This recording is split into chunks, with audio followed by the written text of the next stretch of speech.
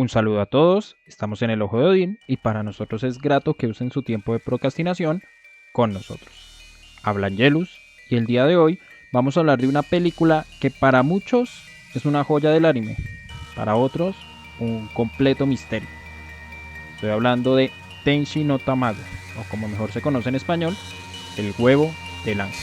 Sean ustedes bienvenidos.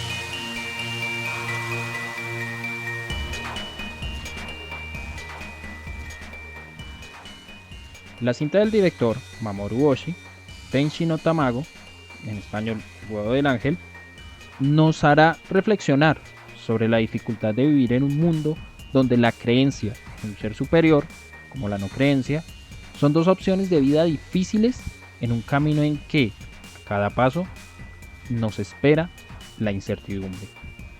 Para comprender el problema de la fe, vamos a emplear las reflexiones de Blaise Pascal, un filósofo que ha descrito de manera brillante ese desgarro al que se enfrenta el hombre en su búsqueda de un sentido que guíe su rumbo. Aviso, si no has visto la película, esta reseña va a estar plagada de spoilers, así que disfruta primero la cinta y luego vuelve con nosotros.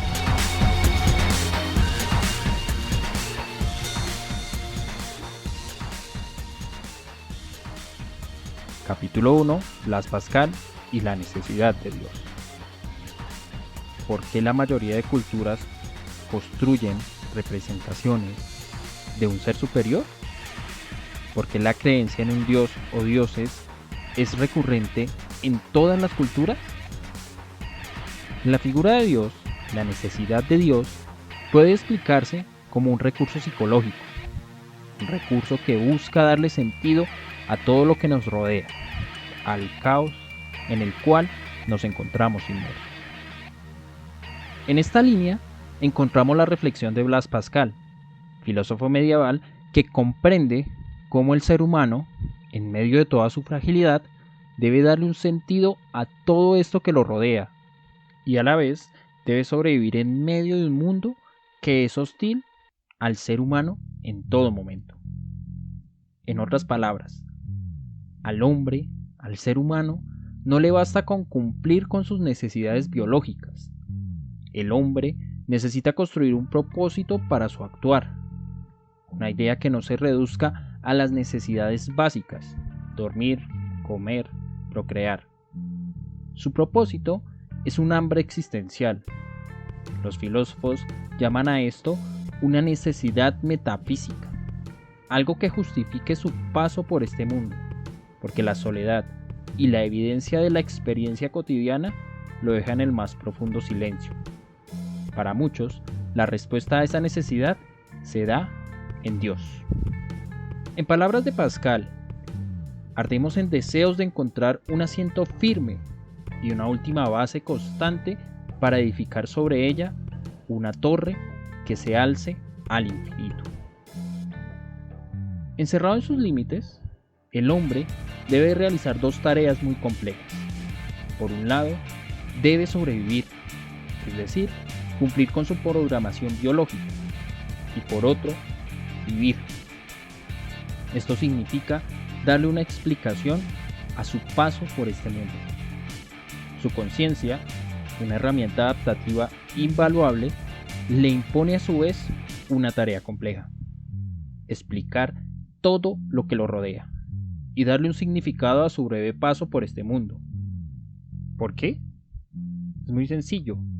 Lo que siempre respira a sus espaldas es ese miedo al infinito, ese miedo de observar la insignificancia de una vida que es pequeña, minúscula, a comparación de la grandeza y la majestuosidad del universo. En esos términos, se puede entender que la conciencia para el ser humano es un problema, porque exige que el ser humano explique fenómenos como su nacimiento y como la muerte, y a la vez se pregunte por dos eternas y terribles preguntas: el antes y el después de nuestra vida. Esta preocupación, muy humana, fue bellamente plasmada de la siguiente manera: cuando considero la corta duración de mi vida, absorbida en la eternidad precedente y siguiente, el pequeño espacio que ocupo e incluso que veo, abismado en la infinita inmensidad de los espacios que ignoro y que me ignoran, me espanto y me asombro de verme aquí y no allí, porque no existe ninguna razón de estar aquí y no allí, ahora y no en otro tiempo. Esta situación enfrenta al ser humano con la angustia, la raíz de la necesidad de creer en un ser superior. Este desconcierto es escrito de la siguiente manera: ¿qué es el hombre en la naturaleza? Una nada frente al infinito, un todo frente a la nada, un medio entre la nada y el todo, infinitamente alejado de la comprensión de los extremos, igualmente incapaz de ver la nada de donde ha sido sacado y el infinito donde es absorbido. Ante un universo que siempre responde a nuestras preguntas existenciales con un silencio absoluto, la necesidad psicológica de un ser superior se hace patente, la necesidad de la fe. Fe en algo más, una esperanza que le permita al ser humano atravesar el silencio del cosmos, porque lo racional solo nos permite encarar nuestros límites, o como bien lo diría Pascal, anhelamos la verdad y no hallamos en nosotros más que incertidumbre.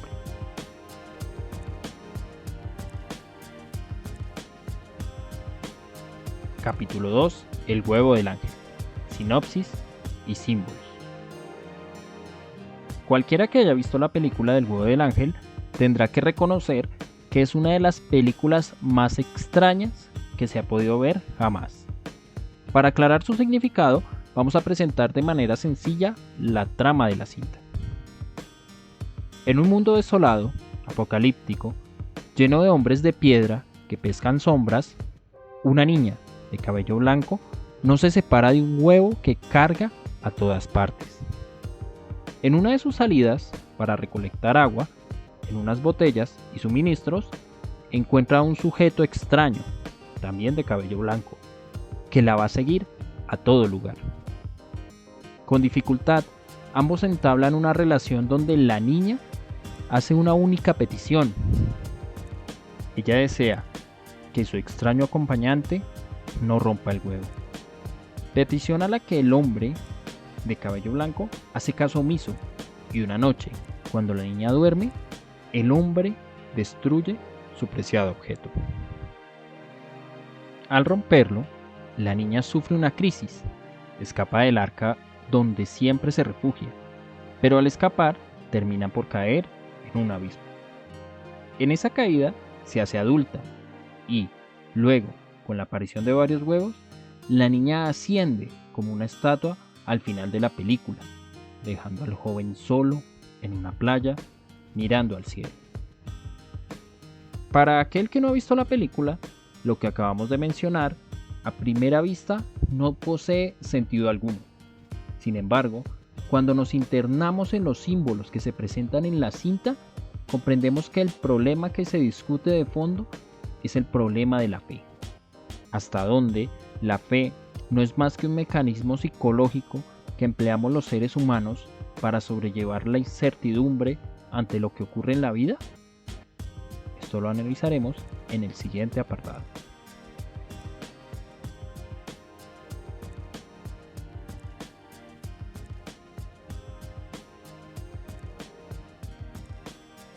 Capítulo 3. El huevo del ángel. El dilema de creer o no creer.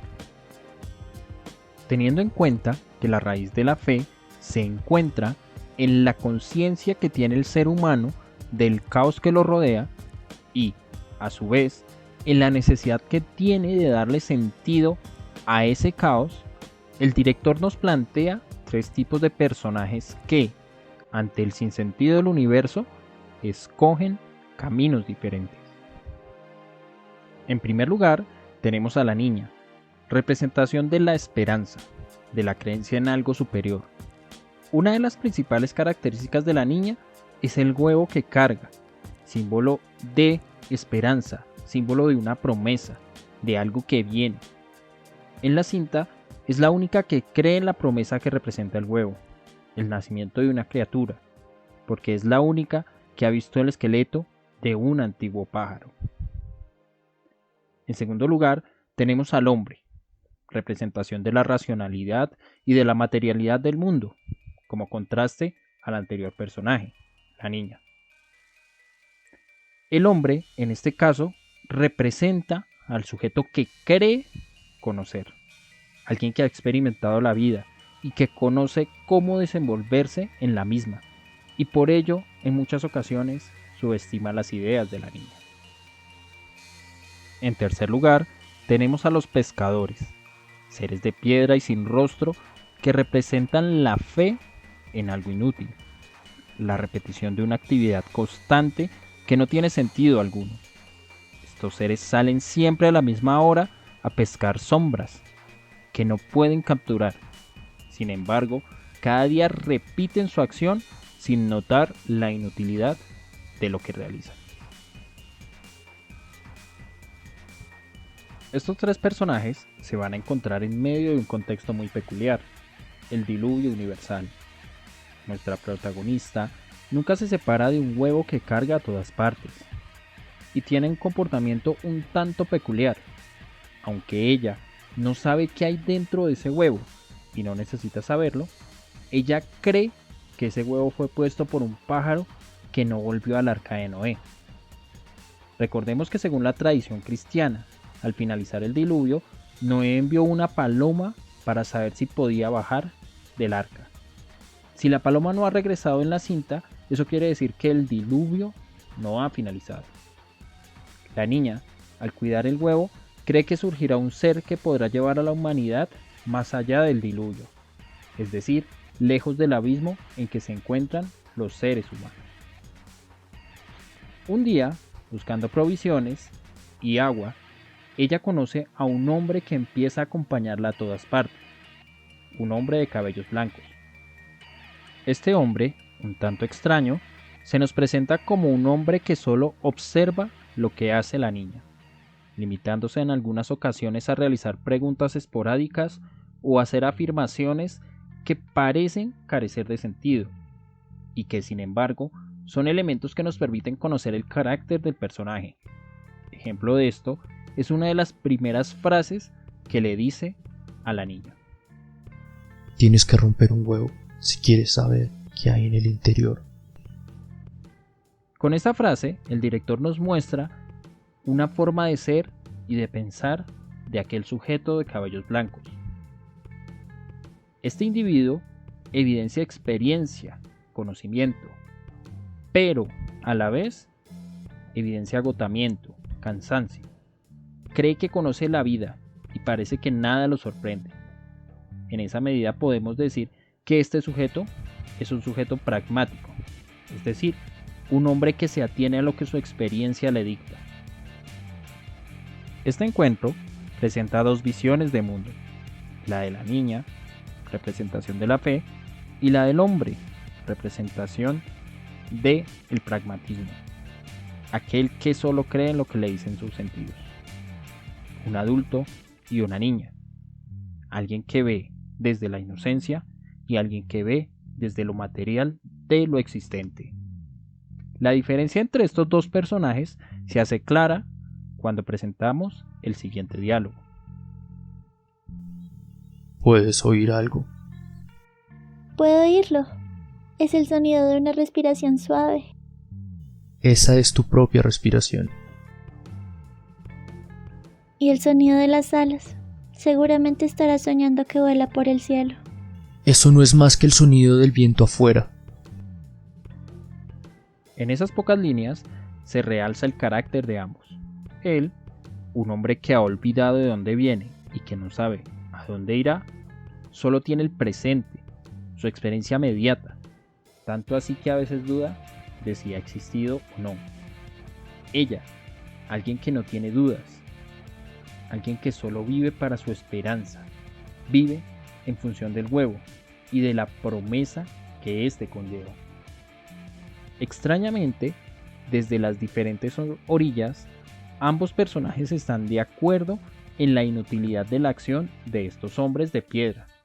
Ambos comprenden que las acciones que se realizan no deben estar enmarcadas en un pasado, como los hombres que pescan sombras, sino deben realizarse en pos de un futuro. Para la niña, llevar agua todos los días a su arca es una representación de esa creencia en algo mejor, en un mañana, una forma de aliviar el diluvio que inunda la tierra. Para el hombre, el entendimiento es lo fundamental. Comprender la composición de cada cosa le va a mostrar un camino seguro sobre el cual desplazarse en esos momentos de crisis. Por esta razón, el hombre no puede comprender los actos irracionales de la niña.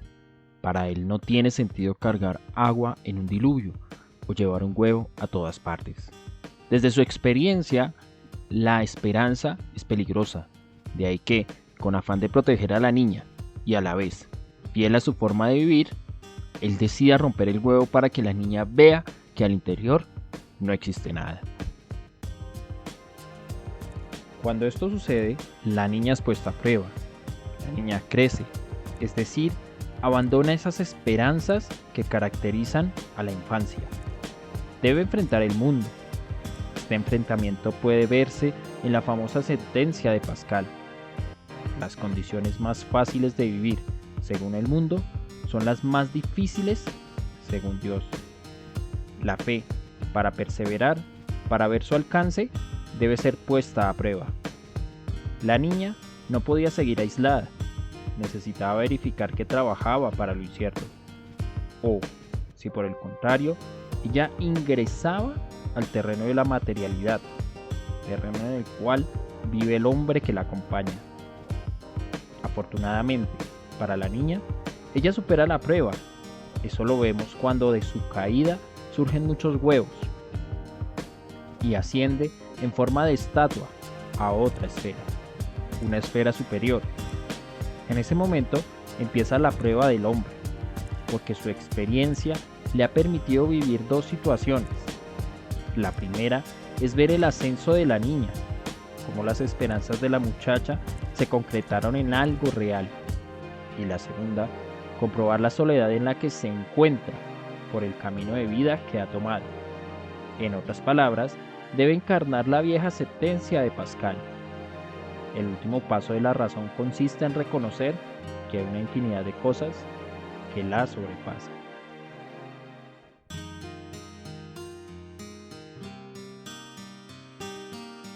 En conclusión, la película de Mamoru Oshii nos presenta una crisis de fe, el encuentro entre los límites de la racionalidad y la promesa de la creencia.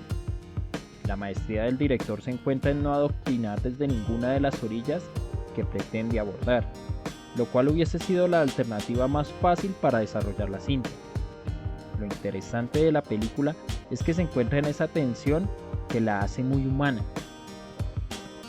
al evidenciar esas pobres armas con las que el hombre cuenta para enfrentar el silencio del universo, la racionalidad o la fe.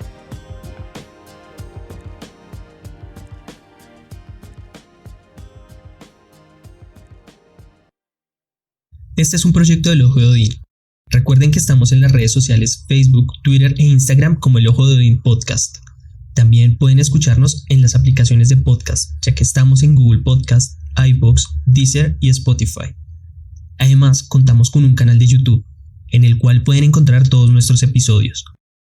Pasen y dejen sus comentarios sobre qué les pareció este capítulo, además de que también pueden dejarnos ideas o temas para tratar en futuros episodios. Muchas gracias por escucharnos y nos vemos en un próximo episodio.